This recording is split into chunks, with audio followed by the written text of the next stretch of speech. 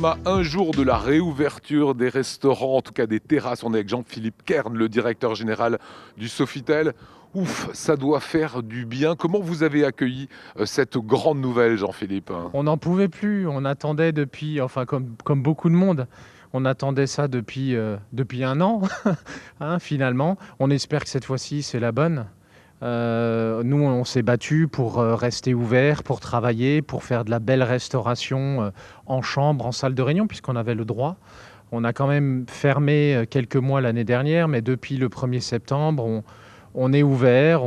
On a évidemment une activité très faible au niveau de l'hébergement, mais tous les clients qui dorment à l'hôtel, forcément, mangent, parce qu'ils ne peuvent pas manger ailleurs. Vous vous étiez réinventé durant les fêtes, à Noël, on a ces images voilà, chez vous. Il y avait des petits menus gastronomiques Oui, sympas merci. Ouais. dans les chambres, etc. Aujourd'hui, c'est enfin la réouverture. Demain, sur cette terrasse, que va-t-il se passer? Alors, cette terrasse est un peu spéciale, on le voit bien. On est dans un vignoble, en plein centre de Strasbourg. Donc déjà, c'est complètement unique. On a une représentation des 7 cépages alsaciens qu'on voit On voit derrière le moi. Sylvaner, Pinot Gris, Pinot Voilà. Blanc, etc. Et c'est un espace, pour l'instant, qu'on utilisait pour les brunchs le dimanche. Mais là, c'est différent. On s'est dit, on a cet espace, on a les terrasses devant. On est sur un total de 400 mètres carrés de terrasse. Donc nous, on serait fous de ne pas ouvrir. Et donc, en fait, tous les midis, notre restaurant Terroir & Co va s'inviter dans le vignoble.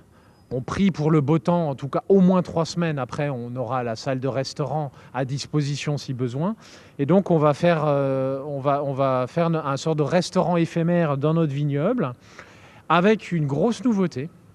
En plus de la carte, c'est qu'on a commandé un très joli barbecue de la marque Ophir. C'est quelque chose en acier Corten, un brasero au feu de bois. Et donc, on va faire nos suggestions, en plus de la carte, de suggestions au barbecue avec une formule plat-dessert pour 29 €, enfin quelque chose de correct. Avec les nouvelles règles, combien de personnes sur cette terrasse-là? Si on met quasiment 2 mètres entre chaque table, ce qui correspondrait à peu près à 50%, on est sur à peu près 40 places.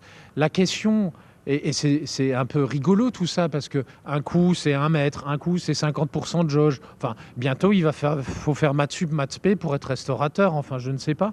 Mais 40 places ici, devant on en aura un peu plus, puisqu'on a 300 mètres carrés, on devrait pouvoir accueillir 70-80 clients devant l'hôtel. Dernière question, Jean-Philippe. Il a fallu remotiver les équipes, parfois réembaucher. Est-ce que ça, c'est compliqué? J'ai envie de te dire non, parce que c'était justement une des raisons pour laquelle on est resté ouvert, même avec aussi peu d'occupation. C'était de faire travailler les équipes.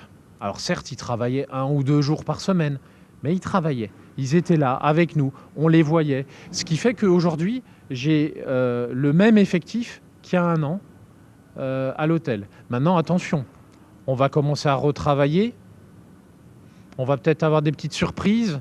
Il va falloir de nouveau faire travailler les équipes le soir, le week-end. Il y a des grosses questions qui se posent. C'est sûr que quand on est resté, pour certains, 1 an à la maison, à regarder le journal sur Alsace 20 le soir, ou à avoir tous ces week-ends, les gens se posent des questions. Mais moi, je suis convaincu que les passionnés, quand on est passionné de son métier, quand on est passionné de l'hôtellerie-restauration, on va retravailler, on va revenir et on va s'éclater et on va faire plaisir à nos clients.